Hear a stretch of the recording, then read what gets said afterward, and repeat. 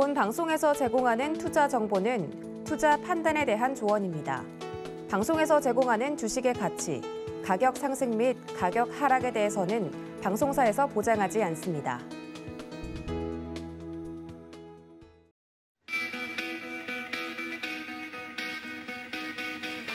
안녕하세요. 고수익 작전 타임의 이수연입니다. 우리 시장 계속해서 약세장을 면치 못하고 있습니다. 어제 코스피 시장은 연중 최저점을 기록했고요. 코스닥 시장은 3% 넘게 급락하면서 결국 930선까지 내어주는 모습이었습니다. 이 전 세계적으로 인플레이션 우려가 확산되면서 미국의 통화 정책이 속도가 좀 빨라질 것이다. 이런 의견도 나오고 있습니다. 뉴욕 3대 지수는 반면에 반등에 성공했습니다. 다우와 S&P가 모두 상승했고 특히 어제는 기술주가 강세를 보였는데 계속해서 저가 매수세가 들어오고 있는 것 같습니다. 하지만 요즘 같은 시장에서는 뉴욕 증시가 상승하더라도 우리 시장의 그 상승 흐름이 반영이 되지 못하는 상황이 연출되고 있기 때문에 좀 계속해서 유의를 하시면 좋겠고요. 달러화가 여전히 강세를 보이고 있습니다. 어제도 94선 위에서 거래 마쳤는데 원달러 환율도 상승하다 보니까 외국인들의 수급 압박도 역시나 이어지고 있습니다. 오늘도 저희가 자세하게 전략 세워드리도록 할 테니까요. 1시간 동안 저희와 끝까지 함께 해주시기 바라겠습니다. 오늘의 작전 타임, 투자 작전 함께 확인하시죠. 신승용의 작전 키워드 시간에서는 삼성전자에 대해서 짚어보도록 하겠습니다. 이제 3분기 실적 발표를 코앞에 두고 있는데 이 실적 발표에 따라서 삼성전자의 주가 흐름 어떻게 나뉘어질지 집중적으로 체크해보도록 하겠습니다. 허반석의 작전 리포트, 이번 주 의류, 섬유 업종에 대해서 다뤄드리고 있죠. 오늘의 종목은 한세실업입니다. 세계적인 브랜드 고객사를 보유하고 있다고 하는데 과연 어떤 브랜드일지 잠시 뒤에 공개해 보도록 하겠습니다. 네, 이주현의 주유소 포트에서는 원준과 아스폴로에 대해서 주가 전망 다뤄보도록 하겠습니다. 이제 코스닥이 입성하는 정말 대어죠. IPO 대어들인데 과연 이 주식들이 상장한다면 어떤 흐름을 보여줄지 체크해 보도록 하겠습니다.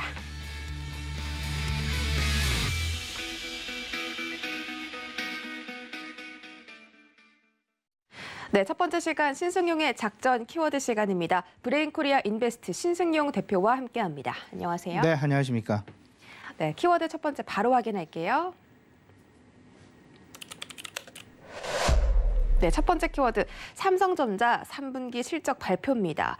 이렇게 시장이 안 좋은 상황 속에서도 실적 발표는 이루어져야겠죠. 삼성전자를 필두로 항상 이 실적 시즌이 열리는데 삼성전자가 3분기에는 실적이 개선될 것이다. 이런 평가가 나오고 있지만 전반적으로 전 세계의 반도체 가격이 하반기에는 하락하면서 하반기도 이 반도체 섹터가 부진을 면치 못할 것이다. 이런 의견도 있습니다. 어떻게 보십니까? 네, 일단 뭐 다들 알고 계시겠습니다. 내일 아침 이제 삼성전자 잠정 실적 발표 바로 이제 그 예정이 되어 있는 그런 상황입니다. 물론 이제 그 LG전자도 내일 잠정 실적 발표 예정이 되어 있는 그런 상황이고요. 이런 속에서 실질적으로 지금 현재의 상황 과연 오늘의 포인트는 이렇습니다. 업황을 보는 것이 맞겠느냐 아니면 실적을 개별 실적을 보는 것이 맞겠느냐. 결국은 시장은 어떤 쪽에 더 비중을 두고 그 관심의 어떤 그 중심점이 이동해 나가겠느냐라는 부분이 될 것 같습니다. 다들 인지하고 계시겠습니다만은 전반적으로 그 모멘텀 피크아웃에 대한 우려감, 실질적으로 이번 분기에만 있었던 것은 분명히 아니었습니다. 지난 분기에도 있었고요. 지지난 분기에서도 이미 모멘텀 피크아웃에 대한 우려감이 서서히 고개를 들게 되면서 점차 시장 내 우려감의 중심점에 자리 잡고 있다라는 부분 우리가 분명히 생각해 볼 수 있을 것 같은데요. 일단 삼성전자 실적 가이던스는 계속해서 업황은 둔화에 대한 우려감이 있지만 실적의 개선은 계속해서 나타나고 있다. 그 FM 가이드 컨센서스를 좀 살펴보게 되면요. 매출이 3분기 매출이 74조 원가량 그리고 영업이익이 약 16조 원가량 이 부분은 전년 대비해서 약 매출은 10% 그리고 영업이익 같은 경우는 전년 대비해서 약 한 30% 내외의 어떤 그 증가율이 예상되고 있다. 그만큼 실적은 상당 부분 긍정적이다. 그리고 계속해서 증권사들의 실적 전망치들이 일주일 열흘 사이에 상당 부분 높게 상향 조정이 잇따르고 있다라는 부분 우리가 주목해야 될 것이다라는 점. 여기에는 이제 4분기 실적도 있고요. 내년 1, 4분기 실적도 상당 부분 앞으로 긍정적인 어떤 그 흐름이 되지 않을까라는 기대감 분명히 가질 수 있을 것 같은데 삼성전자가 이러한 실적 개선이 나타나고 있는 그 요인, 핵심 배경 따져보게 된다면 크게 3가지가 있을 것 같습니다.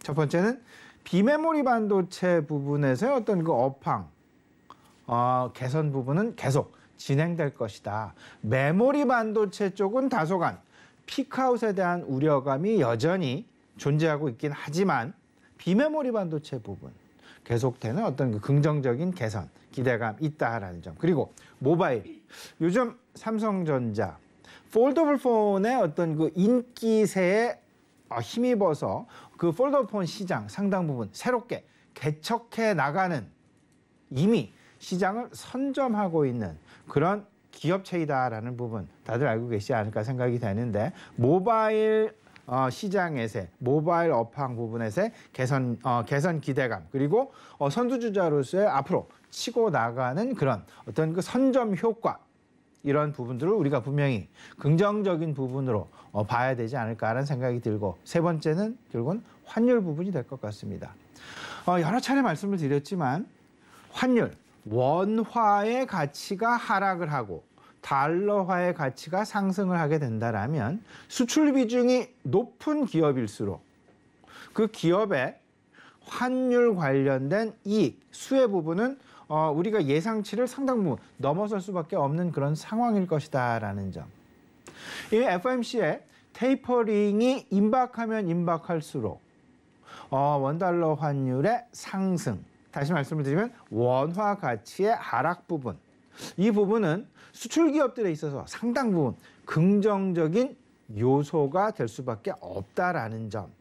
이런 부분들이 최근 이미 그 원달러 환율은 거의 1,200원대를 향해서 이미 상당 부분 빠른 속도로 진행이 되어 가고 있는 그런 상황이고요. 물론 우리나라 한국은행에서 선제적으로 금리 인상을 단행을 하면서 환율 상승의 어떤 그 속도를 일정 부분 조정한 부분은 있긴 있겠습니다만은 지금 현재의 대세 큰 흐름은 결국은 달러화 가치의 상승일 수밖에 없다. 원달러 환율의 상승일 것이다.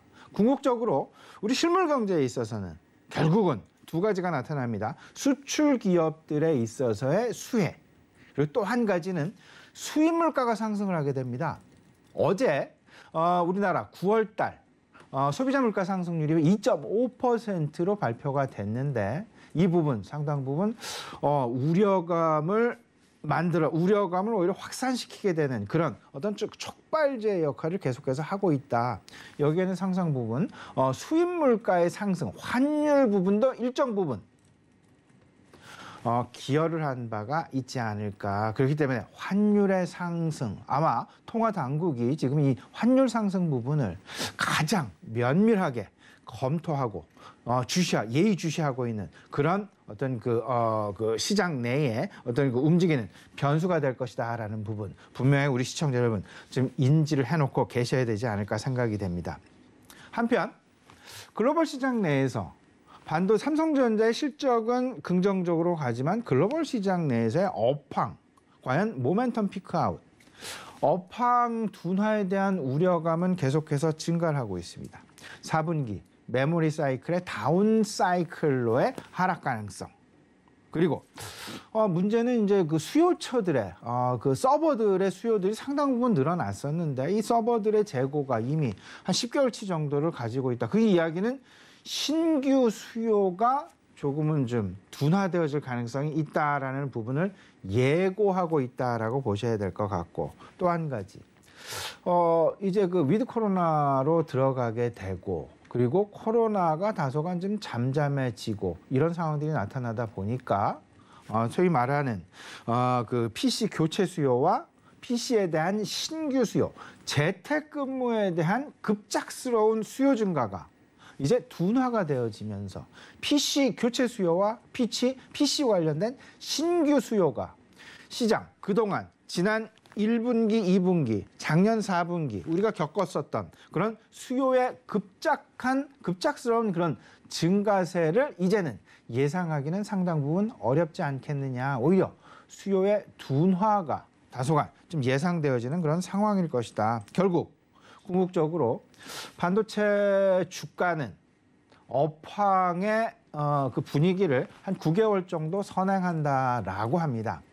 통상적으로 경험적으로 우리가 그 부분을 이미 우리가 경험적으로 겪고 있는 그런 상황이고, 그렇다면 지금 우리가 봐야 될 반도체 업황 어떤 시기를 봐야 될 것이냐.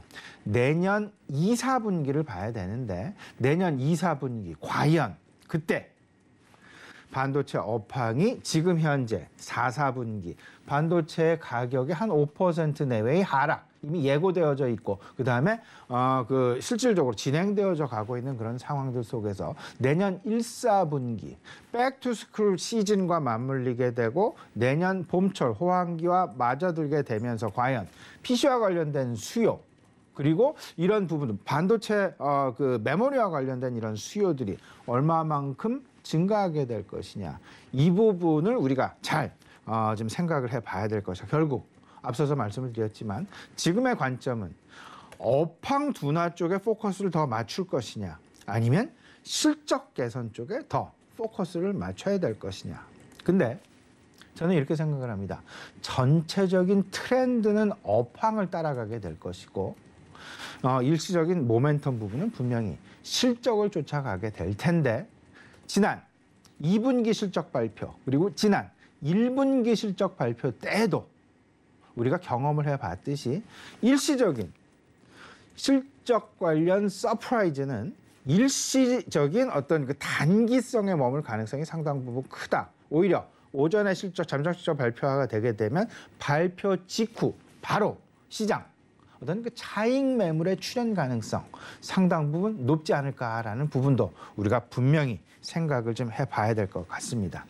여기서 우리가 봐야 될 것, 결국은 전년 동기 대비 실적보다는 분기 대비 상승이냐 하락이냐, 이 부분을 생각을 해봐야 될 텐데, 예를 든다라면 지금 나온 FN 가이드 컨센서스를 기준으로 해서 실질적인 실적과 그 전년 대비 그리고 전 분기 대비 말씀을 좀 드려보게 된다라면 YOY 전년 동기 대비한 이번 3분기의 실적 컨센서스는 무려 그 70%의 실질적인 증가가 나타나게 됩니다. 하지만 전 분기 대비 2분기를 생각을 해본다라면 2분기를 생각을 해본다라면 2분기 대비해서를 생각을 해본다라면 이거는 0.1%의 하락이다. 상승률이 오히려 둔화가 돼. 상승은 되고 있지만 상승률이 하락을 한다라는 부분. 소위 말하는 이게 바로 모멘텀 피크아웃일 것이다라는 점. 이 부분이 과연 어떻게 이제 그 내년 1분기 그리고 2분기에 어떤 그림을 그리게 될 것이냐, 이 부분에 우리가 좀 포커스를 맞춰야 될 것 같고, 트렌드는 업황을 쫓아가되 다만 단기적으로는 실적 관련된 어떤 그 실적 서프라이즈, 그리고 또 하나 신제품 출시 모멘텀을 우리가 단기적으로 활용할 필요는 분명히 있어 보인다. 두 가지 정도 예고하고 있는 부분이 있습니다. DDR5와 관련된 실질적으로 이제 DDR5의 상용화, 이 부분 내년 1분기 정도를 지금 빠르면 이번 4분기, 늦으면 내년 1분기 정도를 지금 예상을 하고 있고, 그 다음에 또 하나 폴더블 폰의 시장 어떤 그 시장을 어떻게 확대해 나가게 될 것이냐. 지금 폴더블 폰이 대세가 되겠습니다. 지금 두 가지 종류가 있죠. 삼성전자 이 두 가지 폰을 다 만들고 있습니다. 소위 말하는 아래 위로 접는 플립폰. 이건 플립이라고 얘기를 하고 있고, 좌우로 접는 거는 폴더블 폰이라고 얘기를 하고 있습니다. 예. 그래서 이 부분을 분명히 지금 그 인지를 하시고, 상하로 접는 거는 플립이고 옆으로 하는 거는 폴더블이다. 근데 회사들마다 애플이 플립에 포커스를 하게 되느냐 아니면 폴더블에 포커스를 하게 되느냐, 지금 현재 시장에서의 얘기는 폴더블 쪽으로 얘기가 좀 되고 있지 않나. 저는 이제 뭐 아직까지 뭐 명확하게는 뭐 그림은 그려져 있지 않은데 회사들마다 폴더에 치중을 하느냐 아니면 플립 쪽에 치중을 하느냐. 일단 접는 거는 대세다. 근데 삼성전자는 이 두 가지를 이미 다 선점을 하고 있다, 시장에서. 이 부분 생각을 해보시면서 결국은 상용화가 임박을 하게 되고 시장 출시를 하게 되면 결국은 평균 객단가의 인상, 이런 상황들이 맞춰지게 되고 여기에 규모의 경제가 나타나게 되면서 이 영업 레버리지가 상당 부분 효과를 이제 그 수혜를 입게 될 것이다라는 점. 여기에 환율 부분도 무시를 못합니다. 금융시장에서는 원달러 환율의 상승은 외국인 투자자들의 유입을 제한하는 요소로 이야기는 다가 되고는 있지만 실물 경기에서는 수출 기업에게는 상당 부분 유리한 조건이 전개될 수 있는 그런 어떤 환경이 조성되어져 가고 있다라는 점 생각을 해보실 필요는 분명히 있지 않을까 말씀을 좀 드려봅니다. 근데 저는 여기서 더 나아가서 사실상 지금 삼성전자가 하락의 늪에서 벗어나지 못하고 있는 가장 큰 이유, 이게 과연 모멘텀 피크아웃 이 한 가지만으로 설명이 될 수 있을까? 결국은 이 부분이 해결이 된다면 삼성전자의 주가는 바로 반등 추세로 접어들게 되는 그런 예상을 할 수밖에 없게 될 텐데, 문제는 제 개인적인 판단은 이렇습니다. 그 업황 둔화뿐만 아니라 더 크게 작용하는 부분은 바로 신흥국과 선진국 금융시장 간의 디커플링 현상의 최대 피해주가 바로 삼성전자가 아닐까라는 그런 생각 가져보게 됩니다. 신흥국 시장과 선진국 시장의 디커플링.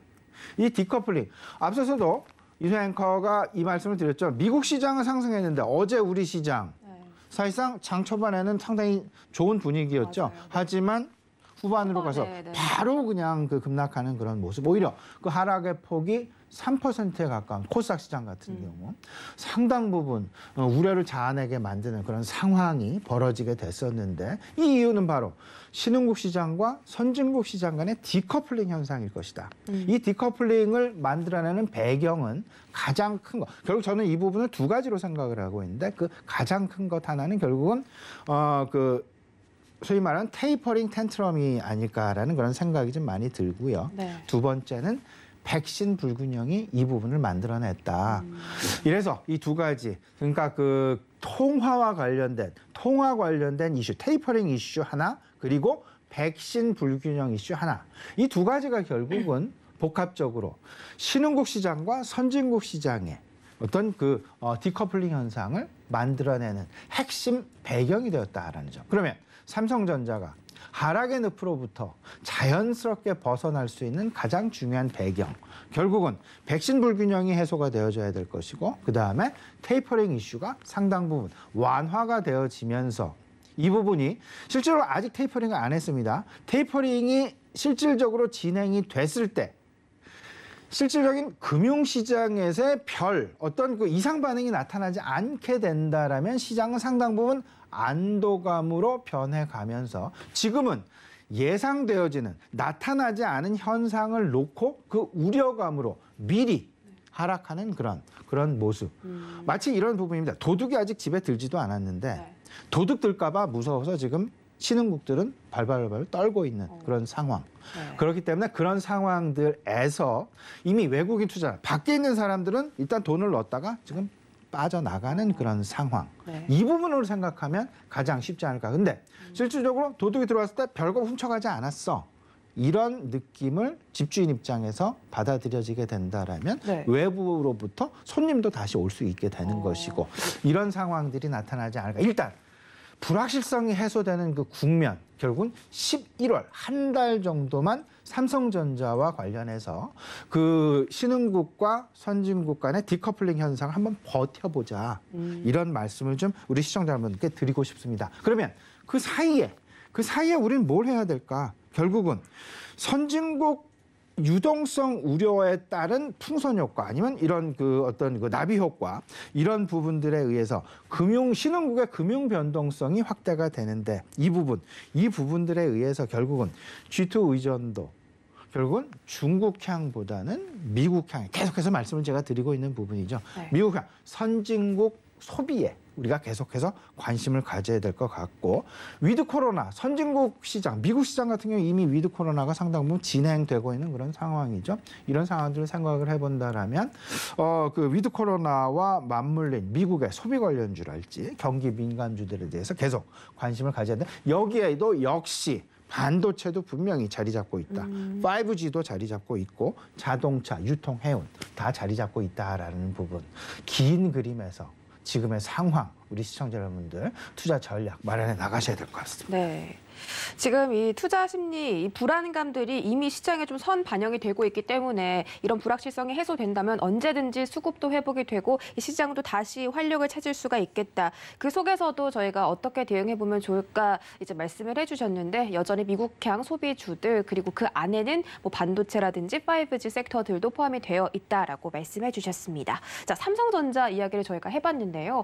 사실 상반기에도 삼성전자가 호실적을 발표했습니다. 하지만 이런 부분들이 주가에 그렇게 크게 반영되지는 않았거든요. 그래서 만약에 내일 실적이 좋게 어닝 서프라이즈가 나온다고 해도 주가가 지금 상황에서는 좀 올라가기가 힘들지 않을까요? 네, 지금 저도 좀 그렇게 생각을 하고 있습니다. 앞서서 말씀을 드렸다시피 지금 삼성전자의 주가가 하락의 늪에서 크게 벗어나지 못하고 있는 가장 큰 원인 찾아보게 되면 두 가지죠. 결국은 업황 둔화에 대한 우려감이 하나 자리 잡고 있고 또 하나 이거보다 더 큰 것은 신흥국과 선진국 간의 디커플링 현상이 더 심화되어져 가고 있다라는 부분. 그 중국을 비롯한 어떤 그 중국 시장, 중국에 대한 어떤 그 우려감 이런 부분들은 아직 시장에서 씻어지지 않은 그런 상황이다라고 보셔야 될 것 같고 안타깝게도 우리 시장, 한국 시장 같은 경우는 신흥국 시장에 포함되어 있는 그런 상황. 그렇기 때문에 이 신흥국 시장과의 디커플링 양상은 지속될 가능성이 높겠다라고 보시는 것이 맞지 않나. 그렇다면 그 사이에 이제 그 11월 FOMC가 오히려 저는 개인적으로 이렇게 생각하면 빨리 테이퍼링을 좀 했으면 좋겠습니다. 아예 매도 일찍 맞다. 네. 그러니까 테이퍼링을 좀 빨리 해서 네. 어차피 다가올 것. 네. 이렇게 본다라면 이렇게 된다면 시장은 오히려 그런 불확실성이 다소간 좀 완화가 되어지면서 선진국 시장과 신흥국 시장 간 디커플링 현상도 완화가 되어지게 될 것이고 그 사이에 백신 불균형이 다소간 해소되어지게 되면서 전체적인 글로벌 시장 내에서의 위드 코로나 시대로의 돌입, 진입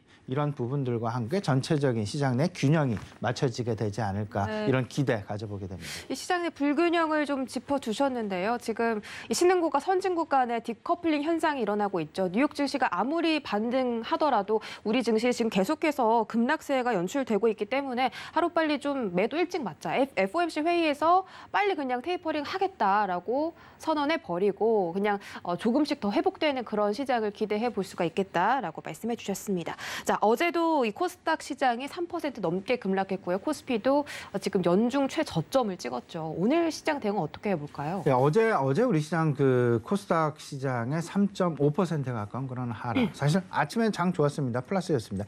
이 가장 큰 이유 저는 개인적으로 이렇게 생각을 했습니다. 소비자 물가 상승률이 결국은 우리나라의 기술주들의 발작을 만들어내지 않았나. 네. 그리고 그런 부분들은 환율 시장까지 바로 영향을 미치게 되는 그런 모습이 나타났었고 결국은 모든 것이 지금 현재 나타나는 부분들이 인플레이션에 대한 우려감이다. 특히나 환율이 불안정이 계속해서 나타나게 된다면 결국은 인플레이션의 도미노 현상을 이야기할 수밖에 없다. 왜냐하면 앞서서 말씀을 드렸지만 수입 물가의 상승을 오히려 더 크게 부채질하는 그런 상황들이 나타나게 될 것이고 이런 부분들 결국은 미국 시장의 변동성 부분과 우리 시장의 변동성 부분과는 조금은 좀 차이가 날 수밖에 없는 그런 상황이 될 것이다. 일례로 미국 시장 같은 경우 어제 다시 한번 이제 그 상승하는 그런 분위기를 연출했는데 여기에는 두 가지 배경이 있었습니다. 하나는 ADP 고용이 예상보다 상당 부분 긍정적으로 나타났고 물론 여기서도 피크아웃은 있었습니다. 이걸 그러니까 그 2분기 평균과 3분기 평균 어제로서 이제 그 3분기가 다 마무리가 됐잖아요. ADP 고용도 7, 8, 9.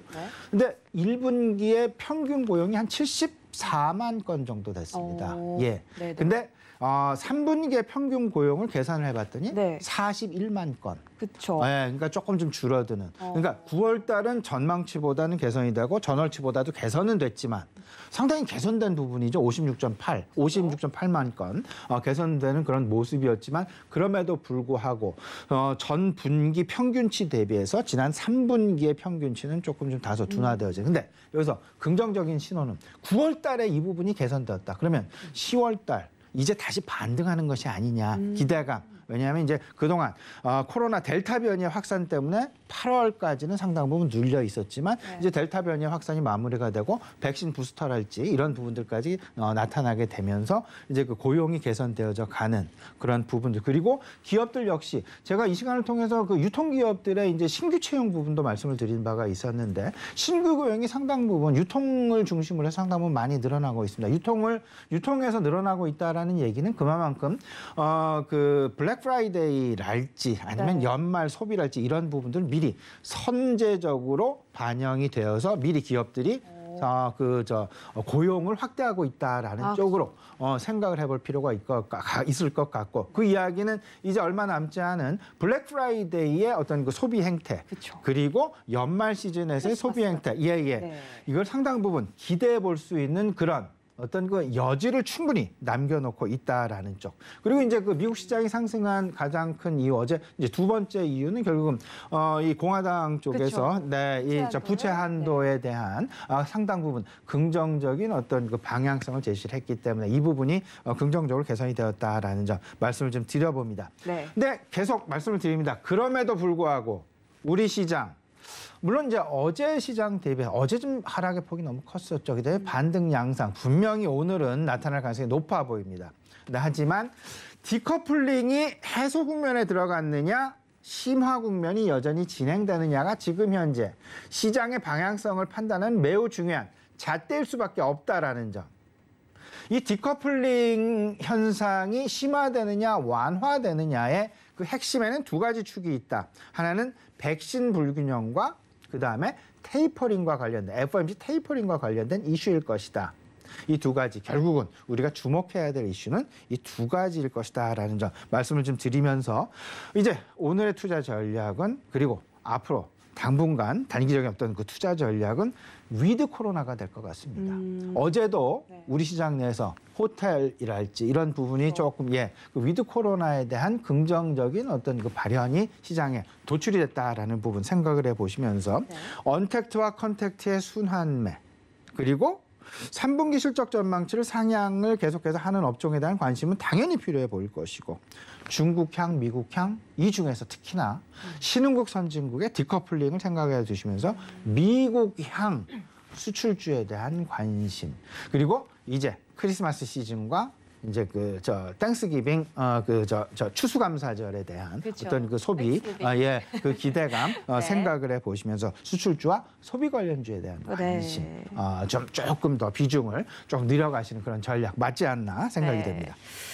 그렇죠. 연말에는 또 소비 시즌이 다가오고 있습니다. 대형 소비 시즌이기 때문에 이 시기에는 뭐 고용도 상향이 되고 여러 가지 경기가 좀 날개를 달고 좀 활발하게 움직이지 않을까 이런 기대감들이 있습니다. 그에 맞춰서 이 소비주들 계속해서 관심 지켜보시라고 전략을 세워드렸으니까 지금 안 좋은 이 시장 속에서도 여러분들의 계좌를 살릴 만한 그런 종목들을 한번 찾아보시기 바라겠습니다. 네, 지금까지 브레인코리아 인베스트 신승용 대표와 함께했습니다. 고맙습니다.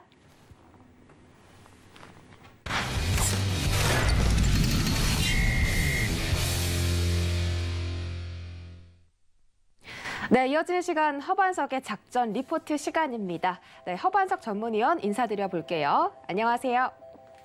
네, 안녕하세요.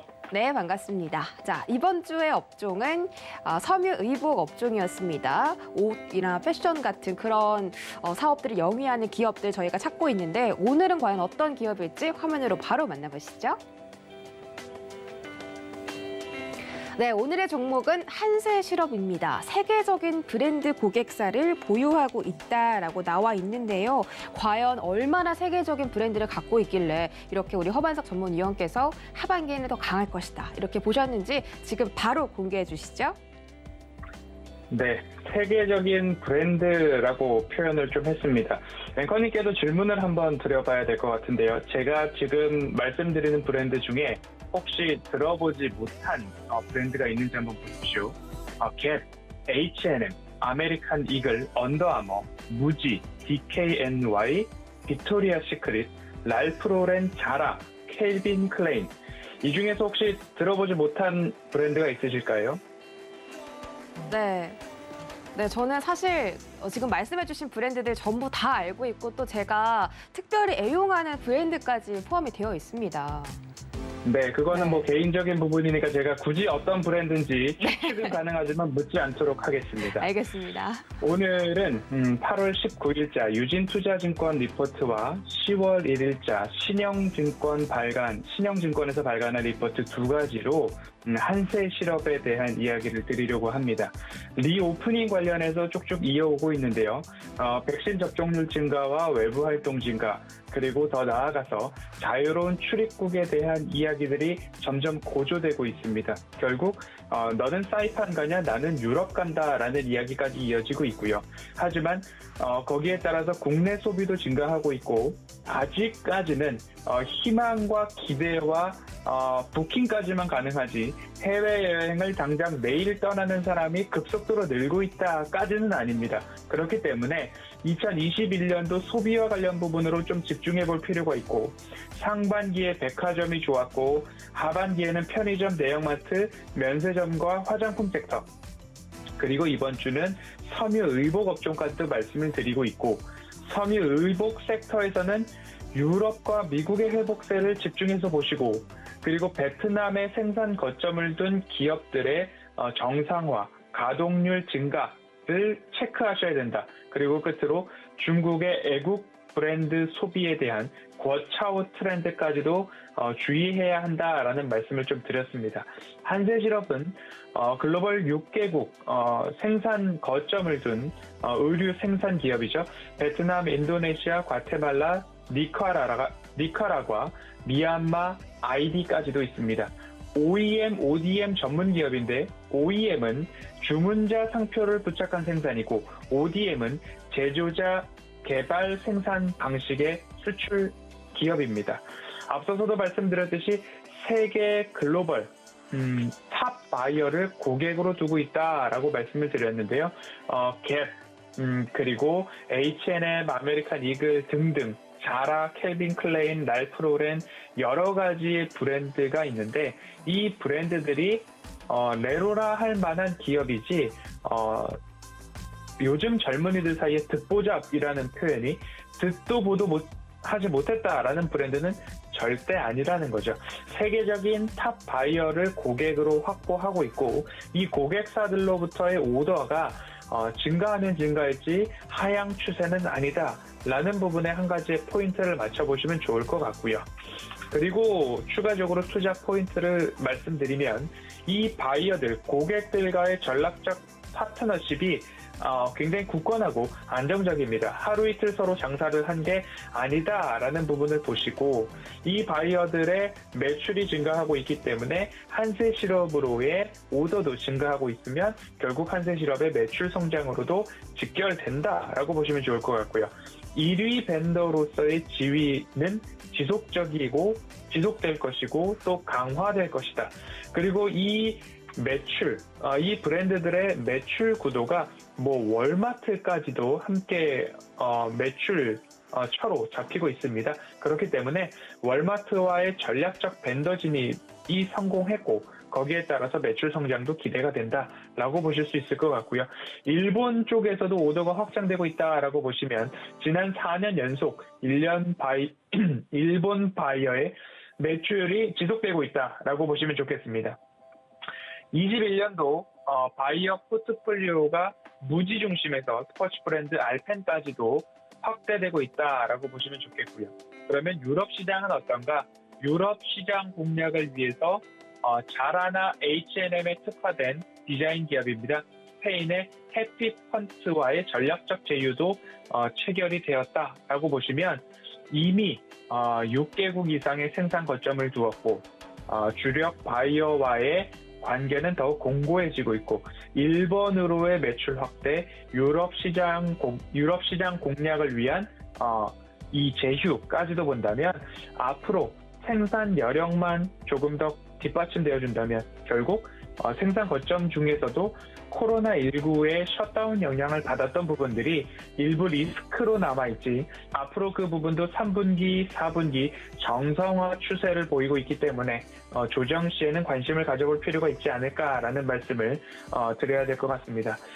이 부분 이후에 본다면 자회사를 통해서 경쟁력 확보와 원가 하락, 결국 원단을 얼마만큼 저렴하게 가지고 와서 이 부분들을 가공해서 판매할 수 있을까에 대해서도 좋은 이야기들은 들려오고 있는 기업이 한세실업이다라고 보시면 좋을 것 같고요.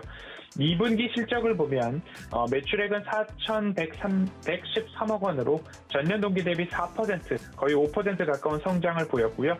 영업이익은 308억 원으로 코로나 기저효과를 반영해서 전년 동기 대비 1,800% 이상 성장을 했습니다.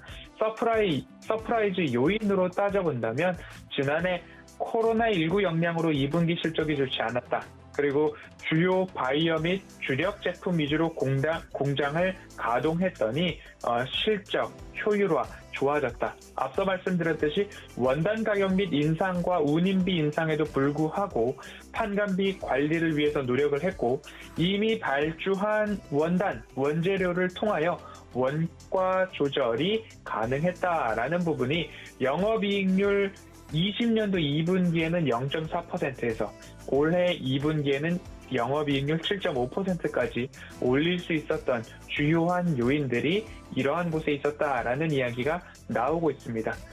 매출이 유사했음에도 불구하고 영업이익률이 좋았기 때문에 지난해를 반면교사 삼아서 그리고 올해도 코로나19가 여전하지만 그 부분들을 타개해 나갈 수 있었던 요인들은 결국 이러한 영업 효율화에 있었다라고 보시면 좋을 것 같고요. 여기서 끝인가를 살펴보았을 때 3분기에는 비수기로 의복, 의류가 속하지만 그래도 베트남 생산 차질이 4분기로 이연된 것들도 있고 앞서서도 말씀드렸듯이 원가, 판단비, 효율화에 대한 부분들이 3분기, 4분기 지속될 수 있다라고 좀 보시면 좋을 것 같습니다. 3분기 매출액 4,830억을 넘어가고요. 영업이익은 283억 원. 전년 동기 대비로 생각을 했을 때는 워낙 전년 3분기, 2분기는 침체, 3분기는 극대화가 이루어졌기 때문에 YOY 기준으로는 역성장이지만 QOQ 기준으로 봤을 때 매출액은 증가하고 있다. 영업이익은 조금은 침체될 수 있지만 3분기 코로나19 셧다운 영향이 극복하고 10월부터는 정상화되고 있는 관점이기 때문에 조정 시에는 한번 보는 것도 좋지 않을까라는 말씀을 드리면서 지난해 3분기에는 올해 2분기 영업이익률이 7.5%인 것 반해 지난해 3분기에는 영업이익률이 9%대였다는 것을 감안해 본다면 그리고 최근 베트남 호치민 지역의 코로나19 재확산 영향 때문에 또한 IT 지진까지도 있었습니다. 그래서 3분기는 보수적 추정치를 컨센서스가 반영을 하고 있는데 이 반영된 부분들이 과연 이보다 좋게 나오면 또 한 번의 어닝 서프라이즈이기 때문에 글로벌 바이어 고객사들의 오더가 증가하고 있다라는 모멘텀을 조정 시에는 한 번씩 기대해 볼 만하다라는 말씀을 드리고 싶습니다. 그럼에도 목표 주가는 아직까지 34,000원에 대한 투자 의견을 주고 있고요. 21년도 기준으로 PER이 8.8배 수준입니다. 동종업계 기업들이 약 20배 PER을 받고 있는 것을 보았을 때 다시 한번 말씀을 드리지만 한세실업도 마찬가지로 추세상 저위험 구간 저점까지 조정이 일부 나온다라고 한다면 저점 구간에서는 관심을 갖고 4분기까지 가져갈 만한 그러한 기대될 요소들이 있다라는 말씀을 반복적으로 드리고 있습니다. 또 한 가지 다시 짚어볼 포인트는 섬유의복 쪽에서의 포인트는 유럽과 미국의 회복세, 베트남 성산 거점의 가동률 회복이다라는 말씀을 드렸는데요. 여전히 바이어들의 오더는 지속되고 있습니다. 셧다운도 한세실업 전체 물량의 60%가 베트남에서 감당을 하고 있기 때문에 그 중에서도 셧다운이 진행됐던 남부 호치민 지역의 생산 거점을 잡고 있습니다.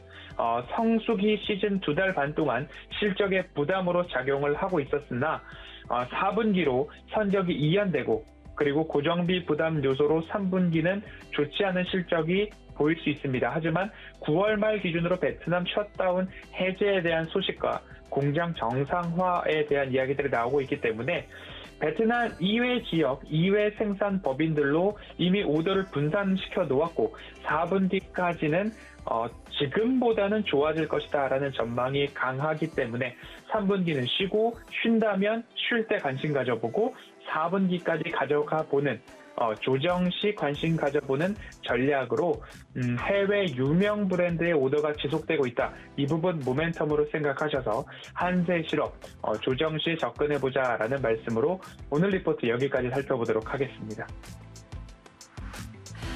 네, 한세실업이 같이 가지고 있는 이 브랜드가 정말 모르는 브랜드가 없을 정도로 매출은 정말 좀 따놓은 당상이겠다 이런 말씀을 드렸는데 마찬가지로 지금 저점 구간에 있기 때문에 언제든지 노려볼 수 있는 그런 종목이고요. 이 한세실업에 대해서 지금과 같은 이야기 다시 듣고 싶으시다면 문자 샵 0082번으로 허반석이라고 전송해 주시면 되겠습니다. 네, 위원님 오늘 고맙습니다. 감사합니다.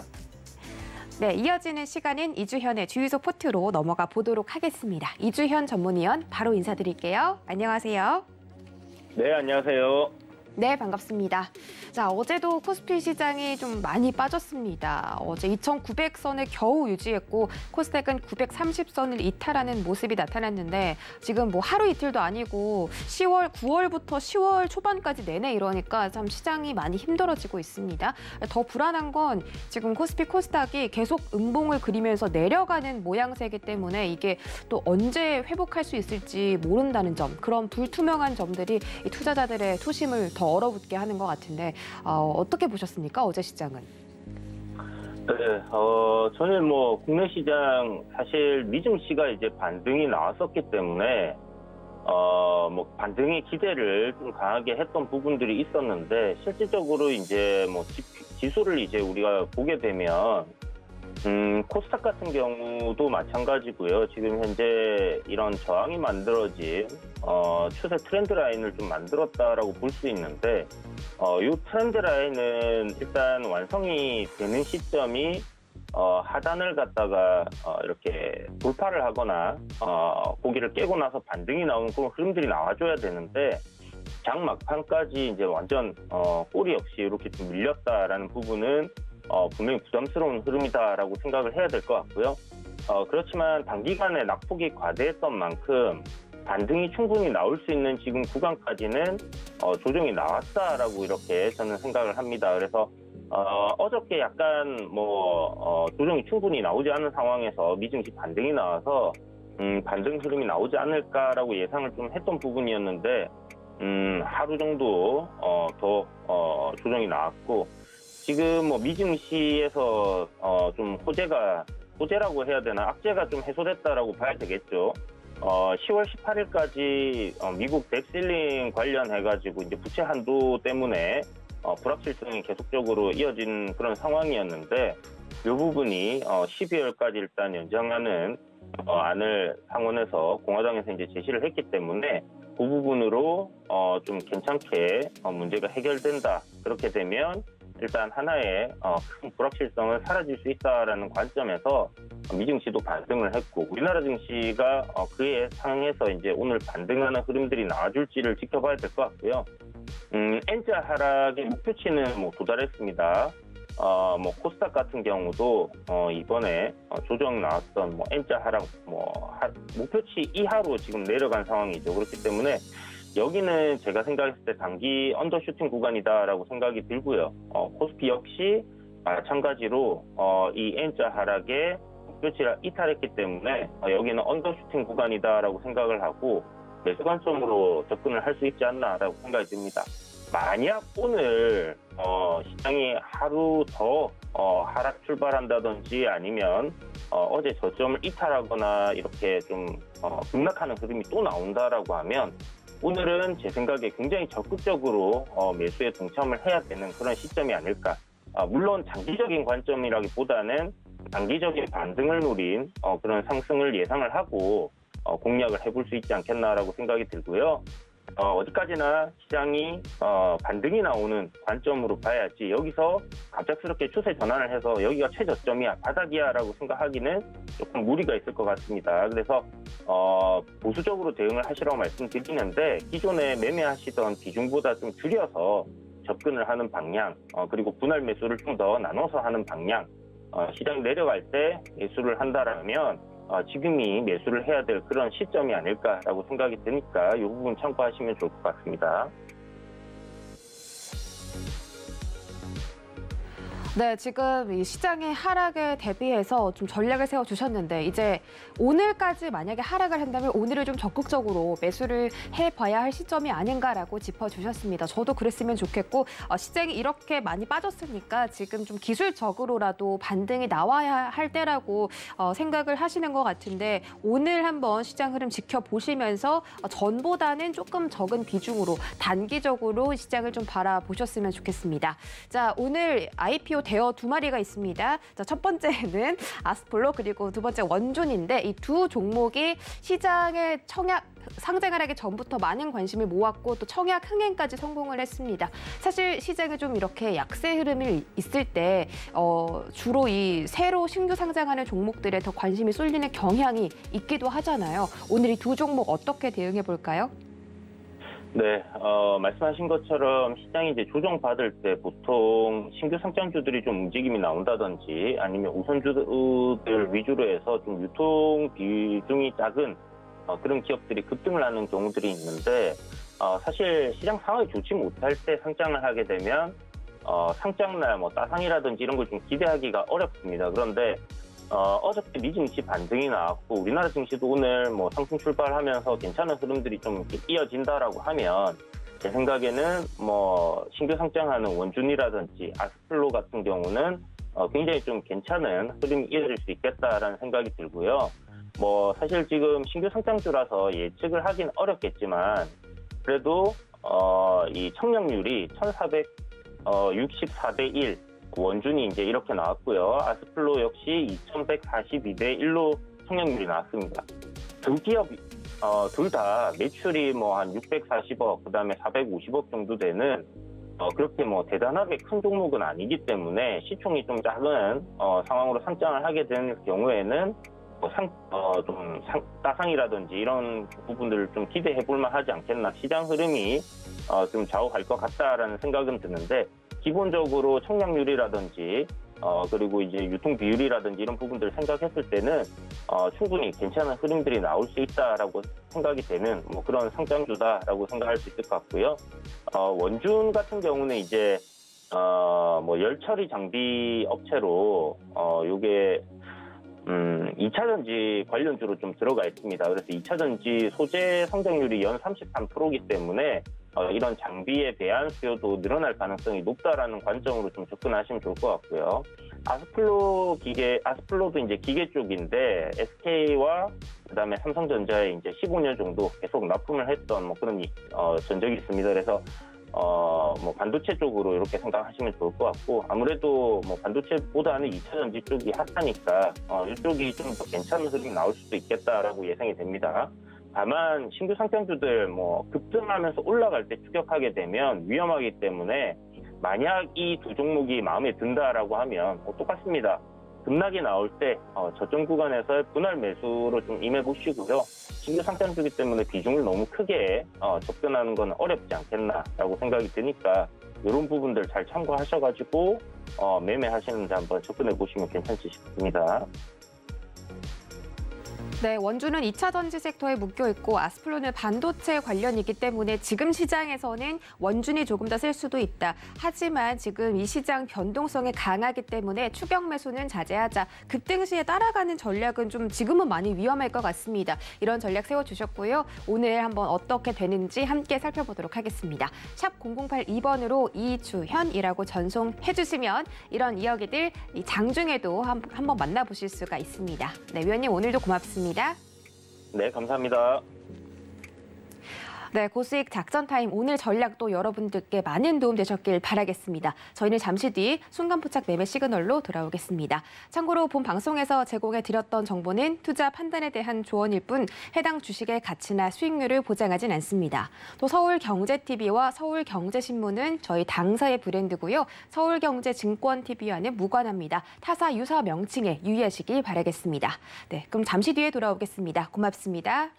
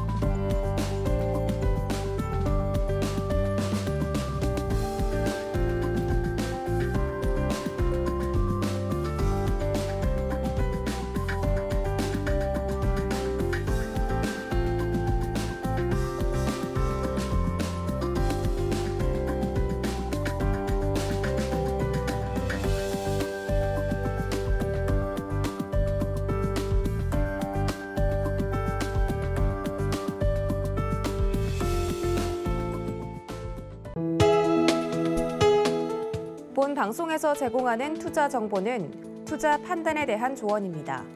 방송에서 제공하는 주식의 가치, 가격 상승 및 가격 하락에 대해서는 방송사에서 보장하지 않습니다.